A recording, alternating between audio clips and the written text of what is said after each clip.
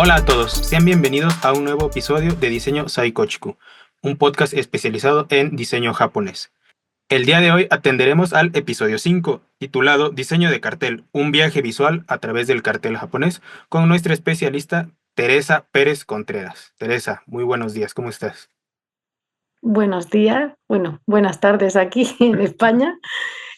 Muy bien, encantada de volver a estar aquí con Fundación Japón México y súper agradecida de poder compartir con vosotros este episodio.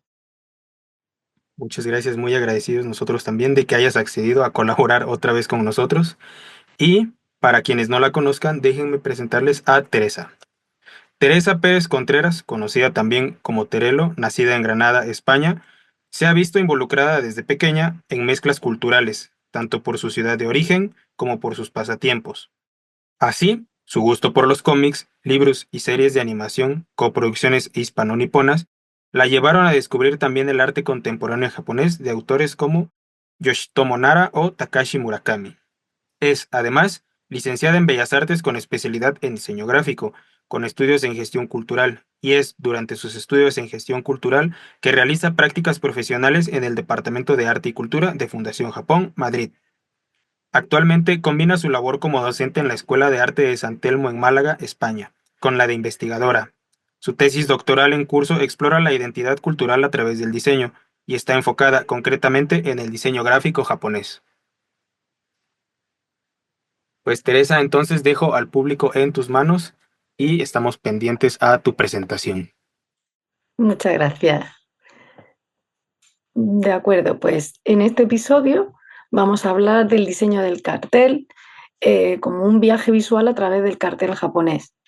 Eh, Aquí pongo unas imágenes de algunos libros que he estado consultando para realizar esta presentación, porque los carteles japoneses tienen un gran poder de atracción, sobre todo para Occidente, y hay muchas publicaciones sobre estas imágenes y sobre el cartel japonés. Me gusta mucho una cita que dice un ilustrador y artista valenciano, español, que se llamaba Josep Renau, que dijo que el cartel era un grito en la pared. Y es que realmente un cartel, que es algo tan simple como un papel plano, donde se unen imágenes y texto, se convierte en una herramienta muy potente dentro del diseño gráfico porque además tiene un potencial de comunicación global. Así que los carteles japoneses, sobre todo con la globalización, han llegado hasta nosotros para ser disfrutados. Por muchas razones es esencial comprender el desarrollo del cartelismo japonés, porque esos carteles reflejan las circunstancias culturales, sociales y políticas de diversas épocas históricas. También podemos comprender mejor esas transiciones de la sociedad japonesa y su cultura visual, evaluando esos cambios en los estilos que había en la época, los temas, la tecnología, incluso los medios de comunicación, ¿no? Los carteles al final son como artefactos históricos, captan la esencia de una época y representan ideales, objetivos y preocupaciones de ese pueblo japonés. En un segundo lugar, también el estudio de la evolución del diseño de los carteles japoneses permite investigar la interacción entre la estética tradicional japonesa y el impacto que tuvieron los movimientos artísticos occidentales y las tendencias mundiales del diseño en Japón. Esa dinámica de intercambio cultural, esa adaptación de las artes visuales, van a revelar cómo los diseñadores japoneses navegaron y asimilaron esa influencia extranjera, pero al mismo tiempo conservando un lenguaje visual distintivo. Como ejemplo, pongo este cartel de Yusaku Kamekura, que vamos a ver que va a aparecer muy presente en toda la historia del cartelismo japonés, porque fue uno de los principales fundadores de la Asociación de Diseñadores Gráficos de Japón, y para esa asociación hizo este cartel. Podemos ver que él cree que la tradición puede ser una carga para el diseñador, pero que nuestro deber como diseñadores sería desmontarla y luego volver a montarla de una forma nueva. Y eso es lo que hace en este cartel. Las letras que forman la palabra Japón están en el centro de la composición y hablan de los avances tecnológicos contemporáneos, también rinden homenaje a formas tradicionales japonesas. ¿Por qué? Porque en los patrones y las formas del fondo parecen una placa base de una computadora, y ahí se refleja un poco el éxito económico, el auge de la industria japonesa durante la burbuja económica de los años 70 y 80. Pero al mismo tiempo lo ha pintado o le ha dado color oro y colores que recuerdan a las lacas maquillé, a las pinturas que habían florecido en el Japón del siglo XVI. Así que vemos cómo él hace esa unión de tradición y modernidad en un solo cartel. Pero vamos a ir primero a los antecedentes, ¿no? Porque el cartel como disciplina, aunque en Europa, por ejemplo, fue mucho anterior, en Japón no empezará hasta principios del siglo XX. Pero no se podría entender el cartel japonés sin entender qué ocurrió mucho antes. Muchos diseñadores van a rendir homenaje a su tradición, como en el caso que estamos viendo sería la tradición de los ukiyo-e o grabados en madera, y también a escuelas de pintura como la escuela Rinpa del siglo XVII. Nos vamos a Edo, ¿no? Al que entonces, ahora es Tokio, pero era la capital de Japón.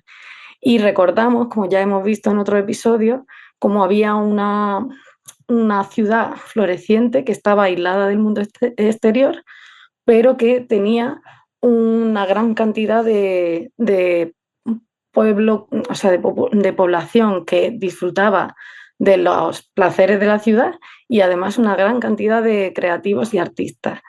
Vemos que había una serie o sea, dentro de la industria del grabado y del ukiyo-e había una colaboración entre artistas, diseñadores, editores, impresores y los propios mecenas. Como vemos, no es muy distinto de lo que se hace ahora mismo, ¿no? Entonces había un mecena que era el Hanmoto y los artesanos se dividían en el artista, el grabador y el estampador. Ahora mismo habría un cliente que encarga un diseño, el diseñador lo hace y el impresor lo imprime.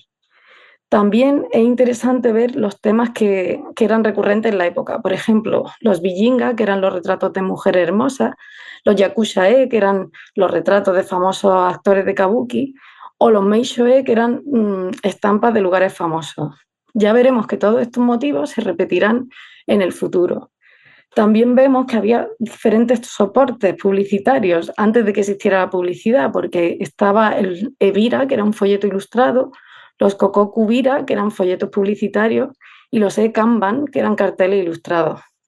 Por tanto, estamos viendo que en esa sociedad que se remonta al siglo XVII y el siglo XIX, en esa época había ya un inicio de lo que ahora conocemos como marketing o publicidad. Realmente fueron los japoneses los que inventaron el pop art mucho antes de que existiera, porque esas estampas de personajes famosos eran coleccionadas entre las masas y eran como una manera de publicidad y de publicidad en el entorno. De hecho, vemos en esta estampa de Hiroshige como en el distrito teatral había carteles que anunciaban las actuaciones de teatro, incluso con carteles de los actores, por lo que podemos ver que ya había como publicidad en in situ, ¿no? Perdón, yo tengo una duda. No sé Sí. si podemos volver dos láminas antes. Ujú. En esta. Según tengo entendido, por ejemplo, gráficas como las Bijinga no tenían en principio la intención de publicitar productos, pero sabrás en qué punto, no sé, a lo mejor es difícil de rastrear, o en qué año o en qué periodo empiezan ya ahora sí estas gráficas a ser publicitarias. Pues la verdad es que no lo sé, pero sí que en el teatro kabuki, en este caso de los teatros, sí que se insertaba publicidad de las tiendas y de productos reales que había en las tiendas de aquel momento. Es verdad que las Bijinga entiendo que no, aunque creo que sí que había algún inicio de cartel donde ya aparecía algo publicitario, pero no me acuerdo.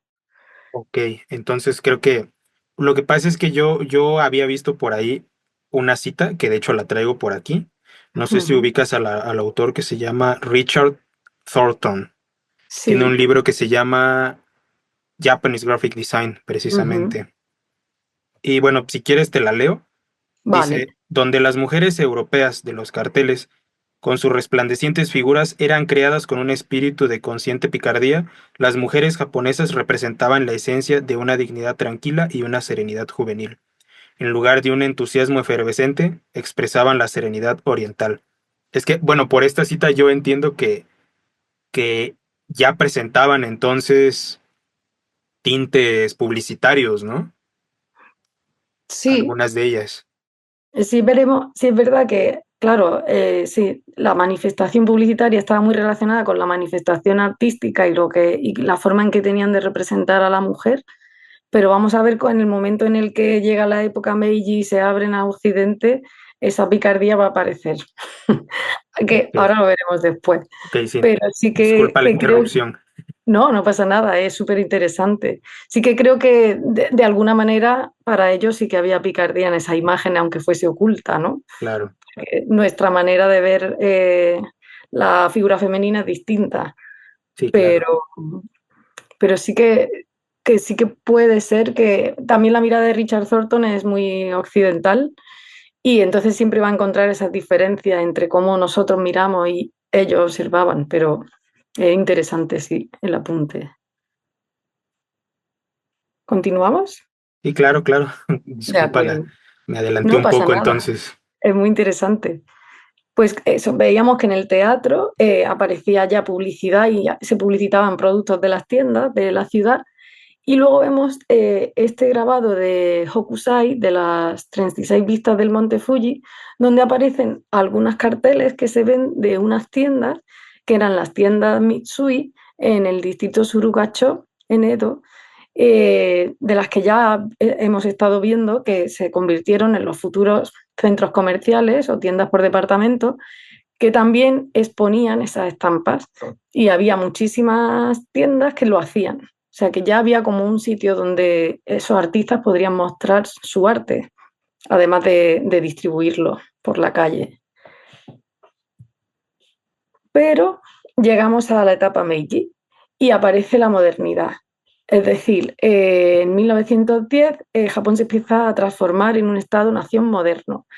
Acaba con esos siglos de aislamiento, la restauración Meiji, y marca el comienzo de una nueva era con enormes cambios políticos, económicos, sociales y culturales. Esa asombrosa velocidad con la que Japón iba modificando su cultura y su forma de ser también fue acompañada de una prosperidad económica. Entonces hubieron avances tanto en la comunicación como en la industria editorial y crearon más oportunidades para que la floreciente clase media urbana accediera y participara en esa vida moderna. Hay innovaciones tecnológicas que vienen de Occidente, como la litografía y la fotografía, que aumentarán la demanda de carteles pues, para publicitar esos productos, esos hábitos o las modas. Como parte de ese esfuerzo de moldear la identidad nacional de Japón, los carteles vendían una imagen que fusionaba esos motivos modernos con lo comercial. Y gran parte del contenido publicitario iba dirigido a las mogas, a las chicas modernas, que eran las que participaban en esa sociedad, pues comprando, adquiriendo, consumiendo productos y moda. Aquí vemos algunas imágenes de grabados de la época o ilustradores de la época que nos representan a esa chica moderna o a esa sociedad donde podemos ver que convive la vestimenta tradicional con la vestimenta occidental. Y aquí es donde vamos a ver ese cambio en la forma de representar a la figura femenina, ¿no? Por ejemplo, este anuncio que vemos a la izquierda de Toshiro Kataoka era para Akadama Port Wine, era una empresa que importaba vinos españoles y los vendía en Japón. Pero como el vino no era una bebida normal en Japón, no, a la gente no le gustaba, decidieron hacer una campaña potente. Y este diseñador decidió contratar a una modelo y actriz muy famosa, hacerle una fotografía con el torso desnudo y se convirtió en un gran éxito. ¿Por qué? Pues porque lo que hablábamos, tuvo cierta polémica esa representación, también el tono sepia y ese elemento rojo central que destaca sobre todo en el cartel hizo que fuese muy potente. Vemos también a personajes como Sugiura Hisui, que se convirtió en uno de los jefes de diseño de estos departamentos Mitsukoshi, que eran la antigua tienda de kimono, que se convirtieron en tiendas modernas. Y esto, por ejemplo, es un cartel de la inauguración de la línea de metro Ginza y vemos también esa moda que se llevaba en esa época bien representada. Sugiura Hisui fue un personaje muy importante para el desarrollo del diseño gráfico japonés porque luego se inauguró la Tama Art University y era una persona que empezó a conocerse como diseñador gráfico en una época donde el diseñador gráfico no existía. Empezó a hacer esa división entre artista y diseñador. Luego también tenemos esta imagen de los productos Nike que se le atribuye a Okuyama Gihachiro, y lo que vemos aquí era un artista, pero también era diseñador comercial y trabajaba con el movimiento Sosaku Hanga y Shingan Hanga, que eran como estampas creativas. Venían de la tradición del ukiyo-e, pero tenían una forma distinta de trabajar, ¿no? Como más libre, más individual. Ya no era como funcionaba con los impresores, sino que los propios autores generaban la estampa impresa. Y aquí pues podemos ver los elementos que vendía esta empresa, ¿no? Pues era ropa occidental, como los trajes, los calcetines, y lo interesante es que él metía su estilo, ¿no? Le daba cierto estilo a la ilustración, con lo que vemos que convertía el cartel en una pieza de arte, además de en una pieza comercial. Luego vamos a ver más autores de la época, como Yamana Ayao. Yamana Ayao trabajó para el departamento de diseño de la compañía cosmética Shiseido, que aún sigue siendo muy popular en Japón y aún sigue siendo una marca que siempre ha acogido a diseñadores gráficos. Él pues creaba este tipo de imágenes muy minimalistas, muy en boga en la época, pero con la llegada de la Guerra Mundial, la Segunda Guerra Mundial, sí que tuvo que virar a la segunda tendencia que habría en el periodo Meiji, que sería la propaganda bélica, y con la guerra Japón también tenía que demostrar que tenían una identidad nacional y que eran poderosos y eran una potencia poderosa. ¿Qué ocurrió? Que en cuanto a publicidad y diseño decidieron quitar todos esos elementos occidentales que parecían que les quitaban personalidad e identidad y fomentar una imagen mucho más nacional, muy influenciada, como vemos, por ejemplo, en esta revista Photographic Weekly, que no son carteles, pero son portadas, por las vanguardias rusas, las vanguardias comunistas, donde utilizaban el fotomontaje, el collage, las perspectivas muy forzadas. Entonces vemos que hay una influencia de Occidente, pero en otro sentido. Y bueno, pues pasa la guerra, obviamente, sabemos que Japón pierde la guerra y Japón entonces tiene que resurgir de esa devastadora derrota, y hay una serie de cambios políticos y económicos que reconfiguran la sociedad japonesa de posguerra. En la ocupación aliada de Japón, el ejército estadounidense impuso algunas, pues, algunas medidas de democratización y de militarización. Y esa propaganda que habíamos visto muy japonesa, pues fue reemplazada por temas que promovían una recuperación, una paz, una prosperidad. Y ahí el diseño de carteles comerciales jugó un papel crucial en esa transformación de un Japón que quería parecerse a lo internacional, quería parecer un país progresista y moderno. En esta época son como en unos 10 años ocurren un montón de eventos que van a ser fundamentales para el desarrollo del diseño gráfico japonés. Por un lado, en el año 51 se funda el Club de Artistas Publicitarios de Japón. Vemos que lo forma Yusaku Kamekura con otros diseñadores y invitan a Paul Rand, a diseñadores norteamericanos y europeos a asistir a estos eventos. De manera que Japón se pone en el mapa y demuestran que el diseño gráfico que hacen en Japón también puede competir con Europa y con América. También en el 55, en el 52 se funda el Club de Directores de Arte de Tokio y en el 55 se hace una exposición que se llama Graphic 55, donde participan diseñadores japoneses y europeos. En el año 60 se forma el Nippon Design Center, se crea una conferencia sobre diseño, donde se habla de diseño, que es la World Design Conference, y también se hace una exposición en el 65 llamada Persona, que también reúne a diseñadores japoneses mayormente, pero algunos también extranjeros. Entonces vemos que se crea un caldo de cultivo perfecto para sentar las bases de lo que sería el diseño gráfico japonés a partir de ahora.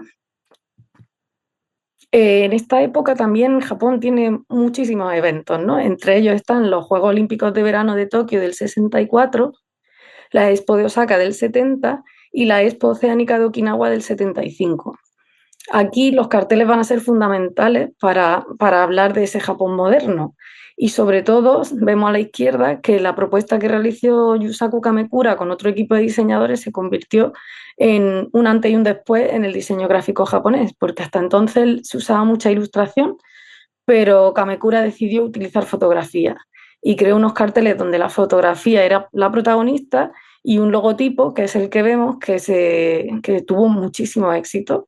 Entonces, el diseño gráfico, en este caso, que se amplió a muchos más diseños, como era el diseño de la ciudad, el diseño ambiental, el diseño de la señalética, tuvo mucha repercusión para hacer que Occidente viera a Japón como un país moderno. Si vemos en el cartel del medio, también diseñado por Yusaku Kamekura para la Expo 70, él ha reflejado como las hojas del cerezo, que es un símbolo muy japonés, utilizando esos colores que volvemos a decir que son muy japoneses, pero llevándolo a una modernidad, porque el diseño es mucho más minimalista, más como el estilo internacional suizo, pero con ese toque de identidad. Y a la derecha vemos un cartel realizado por Kazumasa Nagai para la Expo 75, donde también coge influencias de la escuela Rimpa en ese dibujo de las olas que se hace como dibujado como si fuese una laca sobre la imagen fotográfica y también es como un homenaje a las olas de Hokusai en el logotipo. Así que vemos que siendo carteles que cogen la tradición, vemos que la renuevan. Claro, y bueno, perdón, no sé si podemos Sí, volver al anterior. Al final creo que por ejemplo, el cartel de Yusaku Kamekura de Tokio 1964, creo que es también un reflejo de la época, ¿no? Porque me parece que todo el sistema de diseño de los Olímpicos de Tokio de 1964 son tomados hasta día de hoy como algo referente o algo con mucha innovación, ¿no? Porque me parece también que si no me equivoco, son los primeros Juegos Olímpicos que presentan pictogramas como sistema de comunicación, ¿no? sí, justamente crearon un sistema que luego se copió y que probablemente en Occidente no conozcamos, porque conocemos más el sistema que hizo Old Eicher para México 68 Ujú, o que hizo Frutiger, pero al final los japoneses lo hicieron mucho antes. claro. Y tampoco era muy complicado, porque es verdad que su tradición de los escudos de familia son muy, muy minimalistas, muy pictográficos. Y además ellos son expertos en usar también ese minimalismo zen para crear la gráfica y yo creo que eso ayudó mucho a que supieran hacer un lenguaje internacional a través de los pictogramas. Sí, y al final pues crearon un precedente, algo que ahora se hace en todos los Juegos Olímpicos, básicamente. Totalmente. Y además ellos tenían el hándicap del idioma. Necesitaban crear algo que todo el mundo entendiera en un Claro, país donde casi nadie hablaba inglés, por no decir nadie, en los años sí, 60. Entonces fue una manera de demostrar que podían hablar el lenguaje internacional, ¿no? claro. Y pasamos a otras figuras, como por ejemplo Iko Tanaka, que se convertirá como dice algunas personas, el padre del diseño japonés, porque fue el más internacional, porque tuvo esa habilidad de coger motivos muy japoneses, darle un giro y modernizarlos, ¿no?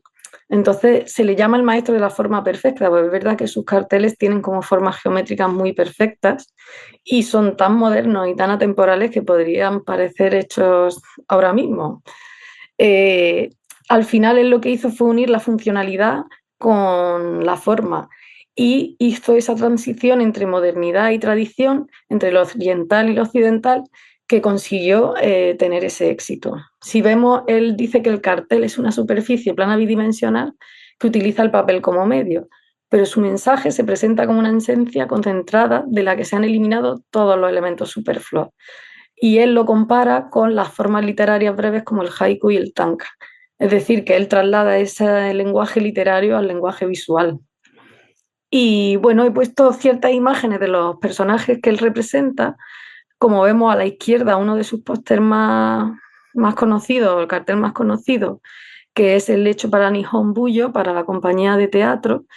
Y aquí representa la figura del actor o el actor que representa a la actriz y solamente con formas geométricas muy simples, ¿no? No hace una representación realista clásica, sino que la cabeza y los hombros son una cuadrícula y se va formando. También en el de la derecha vemos que es un actor de teatro no muy famoso llamado Sharaku, que ha sido interpretado muchas veces en estampas japonesas y luego también en carteles modernos, Y aquí sí que utiliza formas geométricas, pero todas circulares. Entonces, la escena en la que él se tapa la cara con el abanico y solo vemos su mirada, está representada solo con formas circulares de color plano. Y es una manera de representar a este actor que era muy novedosa, porque hasta ahora nunca se había representado así. Por lo tanto, bueno, hay muchas más estampas o carteles de Iko Tanaka que me hubiera gustado poner, pero es que eso no acabaría nunca porque él sí que utiliza mucho la escuela Rimpa, el estilo de la escuela Rimpa, motivos, formas de dibujar que se utilizaban y los renueva. De hecho, este cartel también se ha convertido como en un cartel mítico dentro del diseño gráfico japonés porque es una obra maestra. El autor, que es Ryuichi Yamashiro, juega con la tipografía, pero en realidad la tipografía aquí son kanjis, que vienen son caracteres chinos que se utilizan en Japón. Y hace uno de los kanjis que uno solo significa árbol, pero si lo repites dos veces significa bosque y si lo añades un tercero significa foresta, ¿no? Como un bosque más grande. Entonces él dispersó estos caracteres por toda la composición, sugiriendo como si fuese un bosque tipográfico y variaba de tamaño la fuente y de escala para que parezcan pequeños arbolitos, ¿no? Eh, o sea, la ventaja de este cartel es que juega con esa característica que tienen los kanjis de ser imágenes que se leen, de que tienen un significado propio del que ya hablamos en el capítulo anterior. Entonces, es un cartel que utilizan mucho para el movimiento de protección forestal que hizo el gobierno japonés después de la Segunda Guerra Mundial, porque había una escasez de madera bastante importante y entonces se introdujeron leyes forestales para intentar hacer una reforestación. Y a la derecha pongo un cartel que hizo Iko Tanaka, influenciado por este cartel, donde utiliza una serie de flechas que van en distintas direcciones, ¿no? Y aquí lo hizo para la World Commercial Design Exhibition y son un elemento gráfico que se repite de forma arbitraria, ¿no? Como si bailara en la escena. De nuevo utiliza simbología y tipografía. Pasamos ya a los años 70, ¿no? En esta época la publicidad comercial va a tener un boom donde ya no se va a tratar solo, aunque convive con la ilustración, pero la fotografía va a tener muchísima importancia. Y también la relación que existe entre los centros comerciales y los artistas será como muy fluida, donde cada uno como toma ventaja de cada uno. O sea que real, Perdón, una sí. pregunta. ¿Será más o menos por esta época, o más bien por esta década de 1970, que empieza a tomar más fuerza la fotografía en los carteles? Sí, yo creo que es como, sobre todo va a haber como yo creo que Kamekura lo usó para la Olimpiada y a partir de aquí se hizo como una tendencia que tuvo bastante fuerza, sobre todo en publicidad.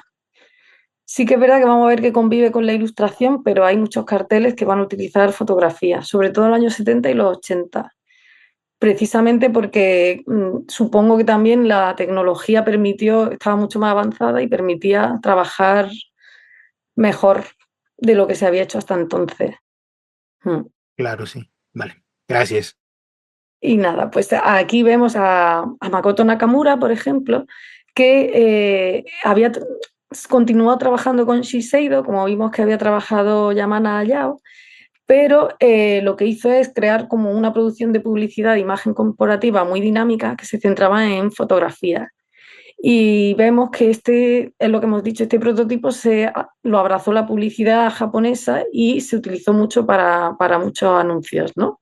Como una tendencia. Lo bueno que hizo, vemos en Loving Color, el cartel de la izquierda, este Makoto, fue utilizar modelos japoneses. Hasta entonces solo se habían utilizado modelos occidentales porque parecía que eran más cool o mejor, pero él decidió incorporar ese elemento japonés. Aunque por otro lado metía tipografía en inglés, que eso también, los textos en inglés combinados con los textos en japonés, era como una moda que se sigue usando, pero él decidió incorporar estos modelos. Y si os dais cuenta, le falta una oreja que él decidió quitar para que se viera mejor la otra modelo. Pero claro, eso es solo si te lo dicen, si no, a lo mejor no te das cuenta. Cuando no había Photoshop. Y el de la derecha, pues vemos como una imagen como un primerísimo primer plano de un ojo, porque es un anuncio para máscara de ojo, y ese abanico que tapa la cara, volvemos a elementos que vienen de la tradición, pero renovados, ¿no? Y llevados al mundo de la moda. Y como comparativa he puesto un cartel al lado de Tadahito Nadamoto, que él utilizaba la ilustración para sus carteles, una ilustración como muy cartoon, muy divertida, y en lugar de estar influenciado por las corrientes europeas, que era lo que, y de Estados Unidos, que era lo que se llevaba, se esforzó de alguna manera de hacer diseños que tuvieran un estilo muy japonés, como vemos aquí.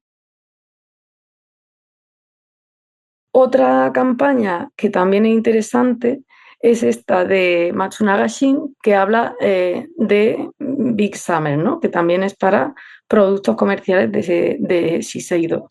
Si vemos, pone unas fotografías de mujeres que están bronceándose como si fuesen dunas de una playa, ¿no? O de un lugar de sol, y el logotipo solo aparece abajo, junto al producto en pequeñito. Así que aquí marcan una tendencia donde no se vende tanto el producto como la sensación, ¿no? O lo que transmite la campaña publicitaria. Y bueno, hasta ahora hemos visto un montón de artistas que juegan en la parte comercial del diseño, ¿no? Aunque tienen cierto punto artístico, pero son más comerciales. Esto vamos a ver ahora dos artistas que había bastantes más que decidieron separarse de este punto comercial, aunque también trabajaban para hacer una obra con un punto mucho más artístico, ¿no? Estamos hablando de una época donde Japón tenía muchas revoluciones juveniles de luchar contra el sistema establecido, y estos autores se juntaron con grupos underground en un movimiento que se llamó Angura y crearon toda la imagen gráfica para compañías de teatro, para películas de cine, para movimientos sociales que reclamaban pues un mundo distinto, ¿no? Tadanori Yoko es uno de los más famosos, más conocidos, fue como el niño rebelde de esta generación de diseñadores, porque en cierto modo hacía un poco lo que le daba la gana. Por ejemplo, en este cartel de la izquierda, que se llama... Ah, bueno, están los nombres cambiados, me acabo de dar cuenta.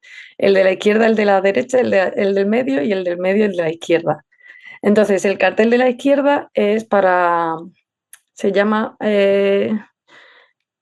Juros John Silver Loving Shinjuku, y se hizo para una obra de 2 actos. Y vemos que en la parte superior izquierda hay un retrato del dramaturgo dentro de un abanico rojo, mientras que el resto de la composición está marcada por hanafuda, que eran como cartas de flores que se usaban como juegos tradicionales japoneses. Es un tipo de naipe japonés. Los anuncios de una variedad de empresas están dispersos por todo el diseño y recuerdan a promociones similares que se hacían en los ukiyo-e, pero lo estamos viendo ahora en el siglo XX. Este diseño no se completó a tiempo y el autor también pone una nota donde le pide disculpas al director por haberse retrasado con el diseño. O sea que realmente muchas veces él obviaba la funcionalidad del cartel y solo pensaba en lo artístico, porque al final el cartel venía después de que se inaugurara la película o la obra de teatro. Luego en la imagen del medio vemos una serie que sería la de Petticoat Ocean. Vemos una serie de elementos también muy típicos en la obra de Yoko, ¿no? Porque son tonos brillantes, composiciones dinámicas, elementos que son muy japoneses, como ese sol rojo que hay en el medio o ese melocotón, pero luego hay fotocollage, hay personajes volando, es como una tradición muy surrealista, muy psicodélica, antes de que la psicodelia existiera, porque la psicodelia vino después a Occidente. Y por último, el de la derecha es un cartel que encargó el Museo de Arte Contemporáneo de Nueva York, y aquí decidió no utilizar palabras. Entonces, word image, la palabra serían las bocas y la imagen sería el ojo, algo como muy simbólico. El otro niño rebelde, digamos, de esta época sería Keiichi Tanami, que estaba apasionado por Warhol, ¿no? Él dijo que si Warhol vendía obras de arte, él, ¿por qué no iba a hacer lo mismo, ¿no? Entonces lo utilizó para él. A la izquierda vemos una imagen que hizo para un director de cine, que si vemos, repite esa repetición serigráfica de Warhol, aparece muy patente. Y a la derecha vemos un cartel que hizo bueno, era para una revista, ¿no? Una edición japonesa del Weekly Playboy, y eran como, se llamaban Sugoroku, que eran como una especie de juegos que te los recortabas de la revista o los sacabas y podías jugar con dados. Entonces aquí representa a la actriz Matsuoka Kiko y tienes que ir con los dados llegando hasta llegar a su figura. Y bueno, pues fue contratado por la revista Playboy para hacer la edición japonesa. O sea que como veis estaba muy antes de que las tendencias de la revista Punch y la psicodelia surgiera, ya había surgido en Japón con bastante anterioridad. Y bueno, creo que la parte más actual a partir de los años 90 no la voy a comentar mucho porque ya la comenté en el capítulo anterior y no me daría para dar todo lo que quiero ver. Así que voy a centrarme más en el futuro del diseño japonés o de los carteles japoneses, que se centró más en una introspección y en una manera de los diseñadores de mirar hacia su sociedad y hacer carteles que están más relacionados con ese aspecto social de activismo y denuncia, ¿no? Entonces, hay varios autores, hay muchísimos, pero voy a decir unos cuantos, porque es verdad que durante los 70 y los 80 empezaron a surgir grupos ambientales y de hecho Japón creó el protocolo de Kioto en los años 90. ¿Por qué? Pues porque tenía mucha contaminación por la época industrial, porque el mundo estaba más concienciado de los problemas climatológicos. Entonces Japón fue como un país que se puso como líder en esta lucha contra el cambio climático. Los diseñadores japoneses que hacían carteles pues respondieron con trabajos por encargo o con trabajos no comerciales, como es el caso de Kazumasa Nagai, que vemos que hace una serie de animales. Y esto no es un encargo comercial, sino que ha hecho una serie que sigue continuando y tiene cerca de 1000 carteles, donde los animales y las plantas son motivos centrales, con un texto mínimo. Y no funcionan para promover nada, ningún servicio ni ningún producto, sino simplemente para hacernos conscientes de nuestra relación con la naturaleza, ¿no? Porque los japoneses realmente sí tienen una conexión con la naturaleza bastante más potente que los occidentales por su tradición budista, por su tradición sintoísta, por las condiciones geográficas que tienen y también porque disfrutan de la contemplación de la naturaleza, ¿no? Y tienen cierta conexión con los animales. Entonces, estas obras son magistrales porque utilizan unas técnicas de grabado como muy tradicionales, están muy bien hechas. Lo que decíamos, que se mueven entre el arte comercial y el arte de bellas artes, un arte de artista, ¿no? Por otro lado, tenemos a Shigeo Fukuda, que es conocido como el diseñador de ilusiones ópticas. Es para mí un genio de hacernos quebrarnos la cabeza para ver esas imágenes, pero de una manera muy simple, ¿no?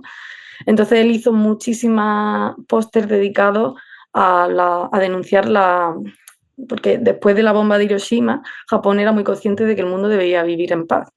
Entonces hizo muchísimos carteles relacionados con antibélicos, ¿no? En contra de la guerra, como podemos ver aquí. Por otro lado, en la época más actual, me gustan mucho los carteles de Norito Shimura, que como veis, hablan del cambio climático de una manera muy poética. Él utiliza fotografía y muchas veces él mismo crea estos carteles, va poniendo hoja por hoja para hablar de ese cambio climático.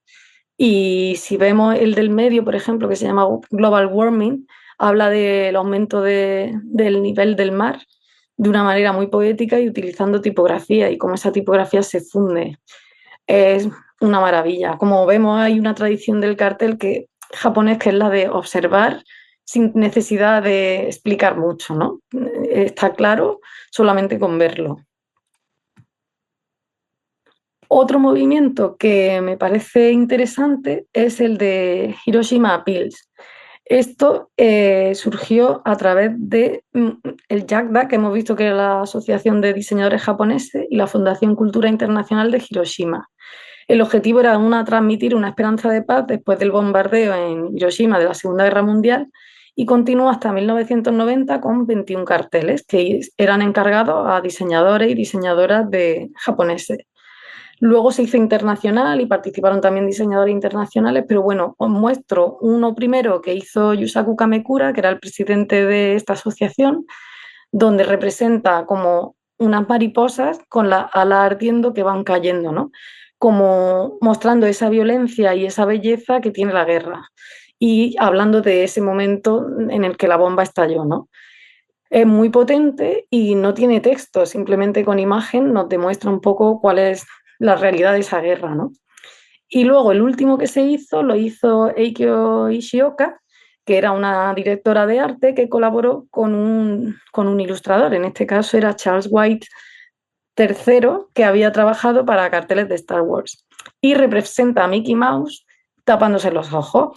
Entonces, es un cartel muy polémico porque puede significar que está horrorizado por la guerra o puede significar que está haciéndose el ignorante con lo que está pasando. Y de hecho Disney le mandó una carta y le prohibió difundir el cartel por usar la figura de Mickey Mouse.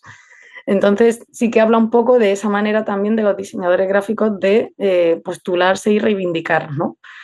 Me parece muy interesante este cartel y bueno, pues esto de Hiroshima Pills, aunque acabó, de vez en cuando lo retoman y hacen ciertas convocatorias para que la gente participe.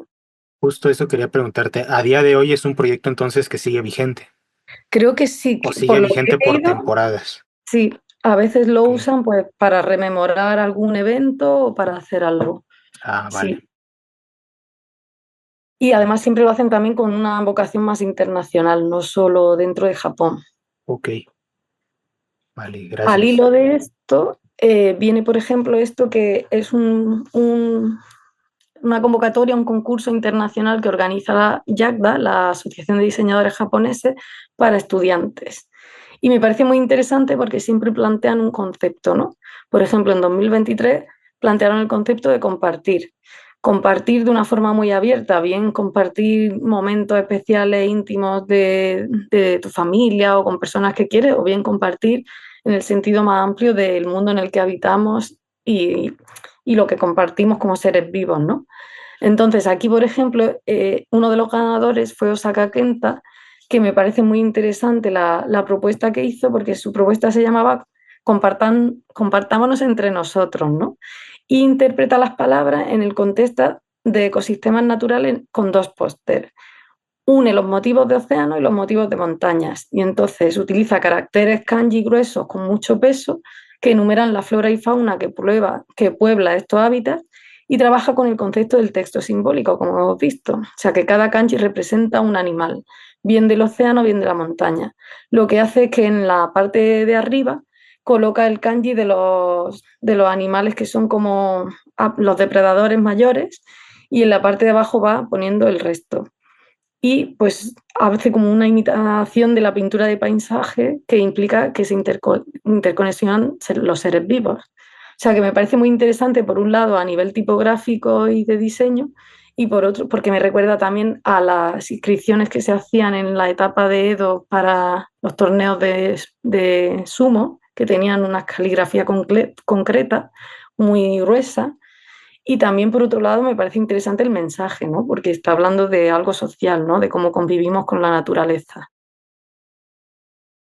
Por último, vamos a ver carteles no impresos como la nueva tendencia, ¿no? ¿Por qué? Pues porque la sociedad ahora mismo funciona la animación en todos los dispositivos móviles, páginas web, y realmente la publicidad y toda la parte más comercial se ha convertido inevitablemente en imágenes en movimiento. Entonces, sí que no todos son animaciones, pero he reseleccionado algunos diseñadores que me parecen interesantes porque siguen manteniendo esa tradición, o a mí me lo parece, de alguna manera. Por ejemplo, sobre todo para el mundo de la música, esta portada del álbum de Kiari Pamiu Pamiu que hace Steve Nakamura, me parece muy curiosa, que trabaja con la tipografía de una manera, o bueno, la tipografía de una manera muy dinámica, pero el motivo que representa, que es una chica con un animal, me recuerda a un grabado de Utawawa Kuniyoshi. O a mí, por ejemplo, esta portada de disco para un disco que se llama Cosmic Explorer de perfume, la diseñadora Yoshida Yuni decide hacer una composición triangular con tres mujeres, componentes del grupo. Y a mí, pues me recuerda a lo mejor a esos grabados de Kitagawa, como este que se llama Tres bellezas de nuestros días, que bien podría ser una traslación de ese cuadro al momento actual, ¿no? Luego, por ejemplo, este autor que se llama Atsushi Shiguro, que es bastante actual, tiene una página web donde trabaja mucho el diseño desde una perspectiva más social, pero también Por ejemplo, esto fue para una exposición dedicada a su gato que se llama, como siempre, Mi gato tira el jarrón, donde aparecen gatos y flores. Pero utiliza el lenguaje de los ukiyo-e porque se ha inspirado en los cuadros de Kuniyoshi, que pintaba gatos monstruosos, gatos míticos, y en todos sus cuadros aparecían gatos, porque él tenía muchos gatos. Entonces el autor, que es joven, pues va a retomar esa tradición y la representa en un póster, en una serie de póster.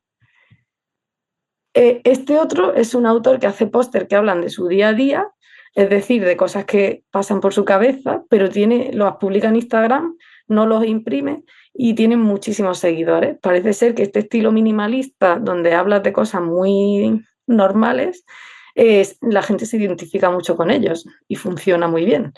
Así que es una manera de mostrarse al mundo con los pósters a través del formato digital y tener pues una serie de saber también con el feedback cómo la gente recibe tus mensajes, ¿no? Por último, me pareció interesante esta campaña que han montado con una página de Instagram porque en Japón la gente joven no suele ir a votar. Hay un gran desinterés por la política en la sociedad japonesa.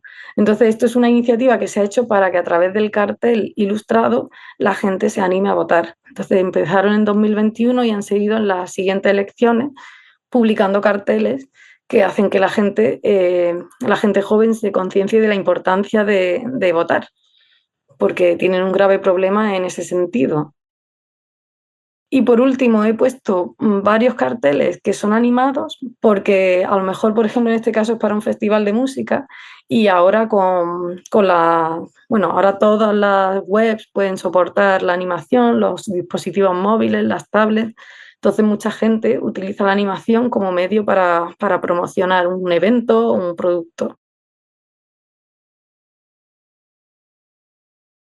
Simplemente es la ilustración estática, recibe movimiento para ser mucho más atractiva. Y es verdad que la juventud, o por lo menos el target o el público más objetivo de este tipo de festivales, va a funcionar mejor si ve imágenes animadas que si no las ve. Que las imágenes estáticas, pues es algo a lo que están menos acostumbrados.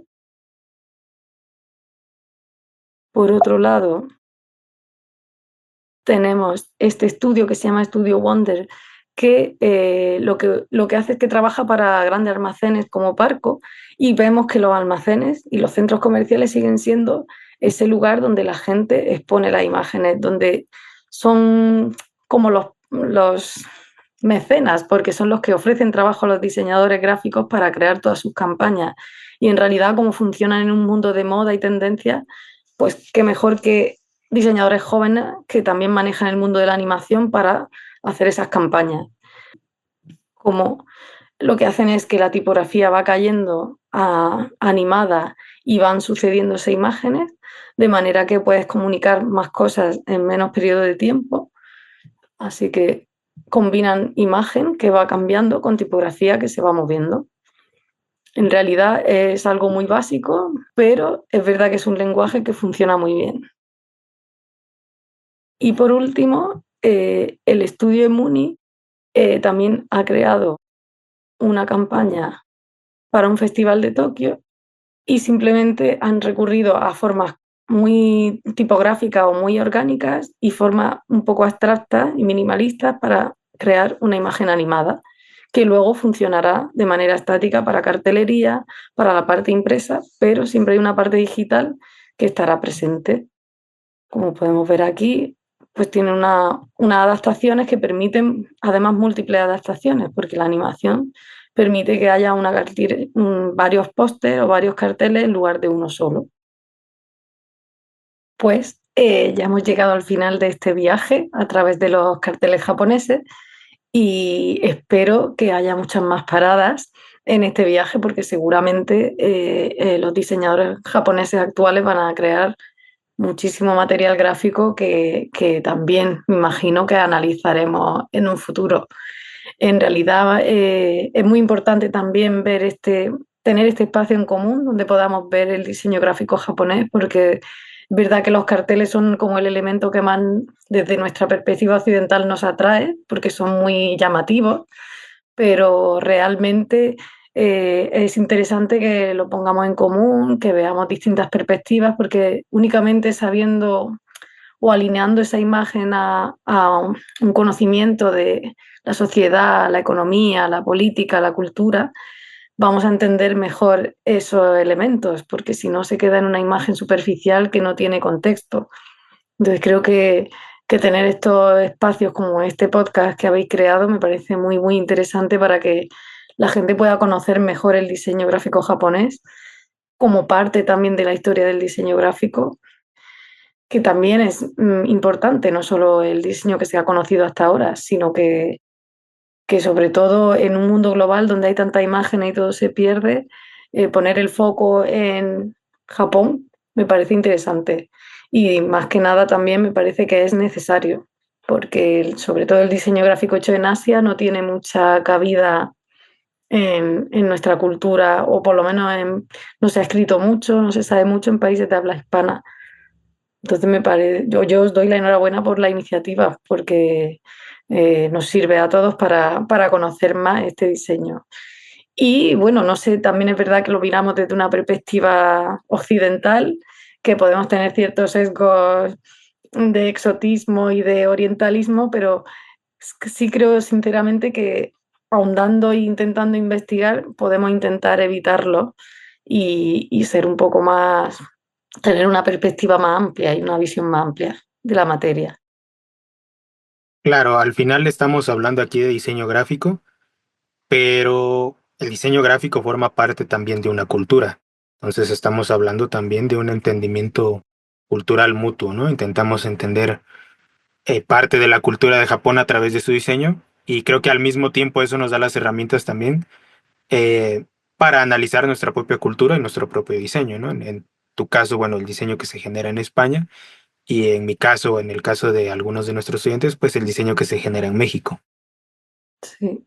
Y además esta cuestión de las identidades culturales, verdad que de lo que investigo hay gente que está más a favor, gente que está más en contra, porque en realidad la globalización ha hecho que se diluyan mucho esas identidades, pero sí que creo que, pues en este caso, la tradición o lo que hemos visto, nuestra cultura visual, nuestra tradición visual y nuestras raíces se reflejan en cierto modo en el diseño, de una Claro, manera u otra. Pese a que muchas veces pues, se siguen tendencias y hay diseños que no sabes reconocer de dónde vienen, ¿no? claro, sí. Pero, pero sí es interesante que lo conozcamos para, por ejemplo, eso, no caer en utilizar elementos que no conocemos o elementos de otras culturas e incluirlo en el diseño, como vimos la última vez, ¿no? Que eso sí que tenemos que andar con cuidado y creo que estar informado es lo más importante. Claro. Sí, al final, bueno, nos acercamos a otro lenguaje visual que nos ayuda a entender otra cultura y para los diseñadores, pues bueno, les viene bien también como referencias visuales. Sí, sí.